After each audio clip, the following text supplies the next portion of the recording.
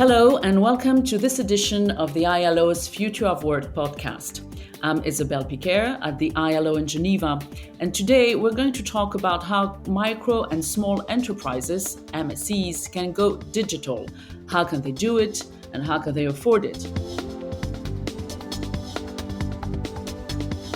Over the past decades, markets have become more interconnected, digital products and services have mushroomed around the world, and digital innovations have helped to improve productivity and competitiveness.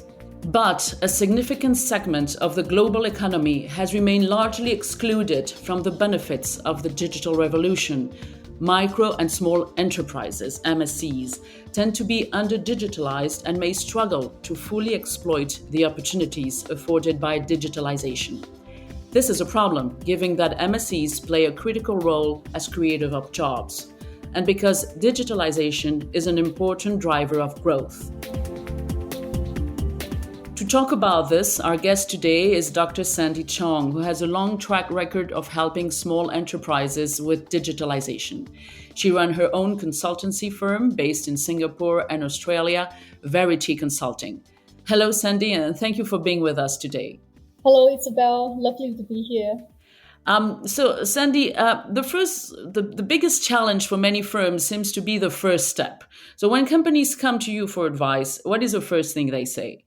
So there are lots of factors. Usually they tend to be either internal or external or both. So internal factors that are propelling them to digitize is because they feel like they're losing competitiveness. They need more efficiency. They need better productivity. External factors could be the fact that they've read somewhere or they've heard somewhere that there are some incentives, particularly during this COVID time. The government is giving incentives like programs or even covering some of the consultancy fees or even some of the technology transition costs to help companies to step up or to advance a little bit. So there are a combination of a few things, whether it's something that the owner has been wanting to do it for a long time, but hasn't got the time to explore it, or maybe didn't have the skills within to explore it. Or it could be the fact that the landscape is moving so fast, it's so competitive.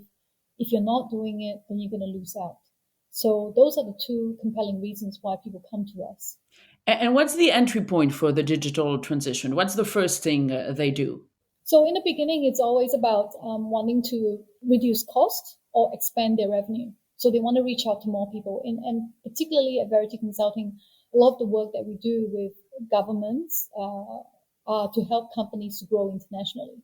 So the kind of clients that come through to us could be people who wanted to sell their products overseas or look for a worthy partner to partner up with so that their products can then be distributed in those markets. But they're wondering, how should they do it? The most basic thing is to have a website. But even having a website like an international calling card is not good enough. Can people interact with you? Can people find out more information about not just your products and prices, but your company's ethos, your company's vision, whether you're a good corporate citizen and all sorts of things. So that's just the entry point. That's the beginning of everything. So they wanted to originally come in and say, we wanted to expand our market and then having a look at their internal system, like, oh, actually, I need to have better database management, or maybe even more sophisticated, as in like we have so many suppliers and we have so many just-in-time inventory system, procurement, and also production. We need SAP. So those are just some of the common questions or common need when people come to us. And what do you tell them? I mean, can they do it on their own, or do they have to go through another company? So basically, when they've been sent to us, most likely they actually made some inquiry through the government. For example, in Singapore, all consultants have to be accredited by the government in order to help SMEs responsibly.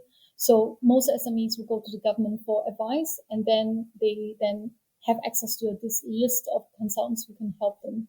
Some inquiries are very technical related. So what kind of system do they need to have? What kind of training do they require? To something slightly more strategic, like how do we prepare ourselves from overseas? Are our current system efficient enough? What do we require in terms of digitizing?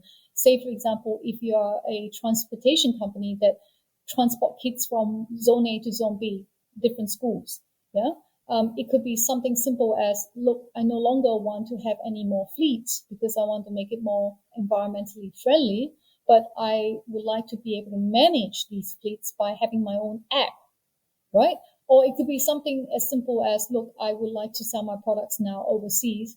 How do I have an e-commerce platform? So a lot of times our company will help clients to identify why are they doing this? Who are they up against? What are the markets they're trying to enter? And how can we use e-commerce or digitization to help them achieve that? And in this analysis, I imagine that the COVID-19 crisis has been a big game changer, right? Because Yes. accelerating digitalization, because suddenly they found themselves not being able to do the work they did on a regular basis. Yeah, definitely. In fact, we see, I mean, in my consultancy, both in Australia and Singapore, we're seeing this massive surge of people really needing help and trying to get assistance to step up. So even for Singapore, the Singapore government for the last 2 years have been giving out a lot of grants, a lot of financial assistance. Same thing here in Australia too. But I see that time and time again, the biggest challenge that SMEs are facing is, how do we finance this digitization? Some of them are aware that they need to get this sorted out by, say, the end of the year or beginning of the year, but they have no idea that there are these financial assistance, these grants available out there. And even if there are, they don't know, what it encompasses. And some of them were even very skeptical. For example, the Office of Multicultural Interest in the Western Australian government, I think in June 2020, was giving out grants to help migrants community. So people who couldn't speak English really well, but wanting to reach out to the world and basically sell their product a little bit better across states or out in the borders. And that particular package is entirely free. So people can come and they can get the training on how do you actually set up a website, and more importantly, what should you be updating and what are the kind of information that people like to see during this really challenging times. And after that, it is followed by, say, a 2-hour coaching session, free of charge, paid or all paid for by the government. But a lot of these SMEs that signed up, they went to the training and they weren't sure if the consultancy bid was paid. So they were worried, like, do I have to pay for your advice? I said, no, it's covered by the government. Take advantage of it. Show me your website and show me any kind of challenges that you have with regards to digitizing, and then we can advise you from there.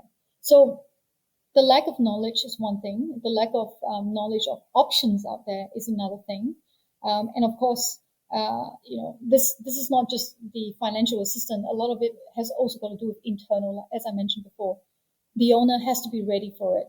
They have to also have the right corporate culture to transit, and also the kind of customers that require now ordering online, receiving the products online, and basically getting reorders online. Have you considered all that? I think these are really interesting things for people to consider when they want to look at digitization. Some people have no idea how to build their shop, and then they were saying that, look, I can't just depend on the domestic market. How do I attract buyers from overseas? How can I engage my customers online more effectively? And if I sell services, what if my clients are B2B? How am I going to do that effectively online? And how do I drive sales? And how do I, get all these reviews and share this socially? And how do I track my success online? So all these are some of the key questions that, needs addressing before people can then move forward and say, okay, this is what I need to do. This is where I need to get data, and this is where I need to get marketing, and this is where I need to get the right platform and back-end support. So we're talking more than digitalization. We're talking Absolutely. about a complete change of the culture of the company, Yes, and also one of there is economic burden. So how much is going to cost and how to exactly. access those help. But there's also the challenge of training the employees to new Hmm. technology. Absolutely, because otherwise it's going to be very resistant. I mean, I've seen this time and time again with a lot of my clients, whether they are childcare service company or a transportation company or a chocolate manufacturing firm. Obviously, as a CEO, you're always trying to balance revenue and cost, and you can definitely see the efficiency and the sustainability factor when you digitize. But the problem is, what if you have employees who have been with you for over 20 years? They are loyal, they're good at what they do, but they're just resistant using new technologies, right? So what do you do with that? And a lot of people couldn't get their head around it, and that's where conflicts happen. Another key challenge is also because technology is very much sometimes associated with jargons like big data, digital marketplace, platforms, industry 4.0, online marketing, internet of things, and all these are just really overwhelming for people to understand what it means. Yeah, it can be a little scary Exactly. for these company. But when you narrow it down, or when you try and filter it down to what this means for us, what this means for people, how can we actually accommodate our changing needs and the customers' changing needs, and how can we see this as a new business model, then it will be easier for your employees to buy into this. They're not going to say, "Oh my God, this is another tech thing, another fad. It's going to change next year. Why should I adopt it?" So I think the human factor is something that people really need to be aware of when it comes to digitalization. For consultants and for the employers or the owners, it's straightforward. You want to get better returns. You want to make the process a lot more streamlined. Technology is the answer.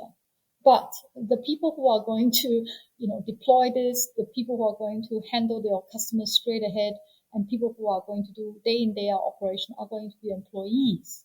So educating them about this transition is actually extremely important and key to success.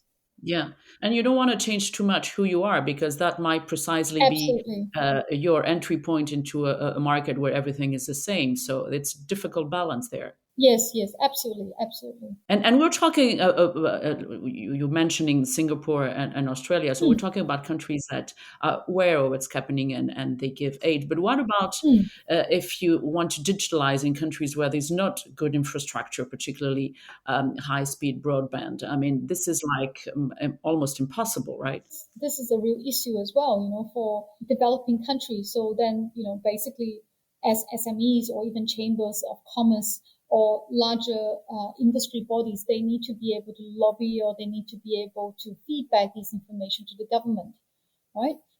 So simple things like agriculture in Malaysia at the Cameron Highlands during the COVID crisis, during the lockdown, the farmers were unable to sell their products because of all these restrictions in logistics and transportation, right? And then they had to dump all their produce due to the storage constraint. And in Singapore, we import a lot of these produce to our country because, again, Singapore doesn't have a lot of land, natural resources. So what these farmers did was they turned to all these e-commerce platforms, and they sold 70 tons of produce online within 3 weeks. Wow. So, in many ways, a lot of businesses who are not even in the tech sector, who have never thought of digitization, who never thought that e-commerce can really apply to them, are starting to realize that it was something that they need to look into more seriously. And so, say, for example, you're the body of agriculture or, primary industry, feedbacking that information to the government and also to the industry chambers is very important so that they can then do something about the infrastructure, because the infrastructure is extremely important in order for people to move goods around, in order for people to move and exchange information promptly. So basically, you're in or you don't exist. I mean, it's not even a choice right now. Yeah, absolutely. Like, for example, I give you another example for Singapore. For the longest time, uh, I don't know if you've been to Singapore, but we have lots of food courts and hawker centers. It's like one of the charms of being in Singapore. Food is amazing, and you can get them really accessibly and very cheaply in Asia. And these hawkers, these people who sell these amazing Asian food, before that, there was only 2,000 of them that accept e-payment. All of them just wanted to accept cash, right? Uh-huh. And because of this COVID thing, suddenly there's an explosion of these hawkers adopting e-payment because of, contactless payment, which is good and clean. And more importantly, they don't go out of business. So whether people are eating there or taking away, they can now allow people to just buy the stuff and pay online. And about 10,000 storeholders in Singapore actually went into this online payment. Before that, it was only 2,000. So there was clearly a big jump. And it worked. And it worked. Exactly. It They were worked. happier about it. Yes, absolutely. Yeah. And the thing is that once you've started going digital, you have to keep on going digital. You Yes. have to keep up. You have to upgrade, like we all do with our computers. So that also is another dimension of the problem, because Yes. you always have to be there, and you don't always have the knowledge. So Yes. that's Absolutely. that's another problem for them, right? Yeah, and with infrastructure as well, people can be very creative. So, if you're not interested in e-commerce, look at mobile commerce. Everyone has a mobile phone. And even before, like 10 years ago, there may be restricted landlines in Vietnam because of all the landmines, but average Vietnamese would have access to mobile phones. So if you can tap into that, where, you have a population that has a lot of access on social media, and they use this mobile phone 24 hours, they use mobile phone 24 hours 7, then it's a very good way of encouraging people to use these apps, and, and exchange information, pay online, or get your accounting sorted online, issuing invoices online. I mean, all that can be done now at our palms using mobile phones. Yeah, absolutely. So it seems that between COVID and new technologies like 5Gs and so on, it's going faster and faster, right? Absolutely. So there's definitely a high uptake of mobile internet access in some of these countries. So the partnerships is another good way of overcoming some of these challenges. So during this COVID thing, it's all about trying to encourage people to go into partnership. Sometimes maybe even with your competitors or with your value chain partners. Another way of doing these kind of partnership is to look at the government and see, are there any platforms out there that requires participation? Can the industry or the Chamber of Commerce go to the government and say, look, why don't we co-create some sort of platform to make it easier for people to exchange goods and services? So those are just some of the ideas that can be trial and error. But I think most important thing is for the government to listen and to consult some of these industry bodies or networks so that they understand what needs to be done to help their businesses to take up digitization and to stay relevant. Yeah, as we were saying before, it's about going into mainstream and digitalize yourself, but not losing yourself. I mean, Yes, even you have to change the culture of your company, but absolutely. still be who you are, which is also Yes, challenging. yes, very challenging, extremely challenging. Yeah.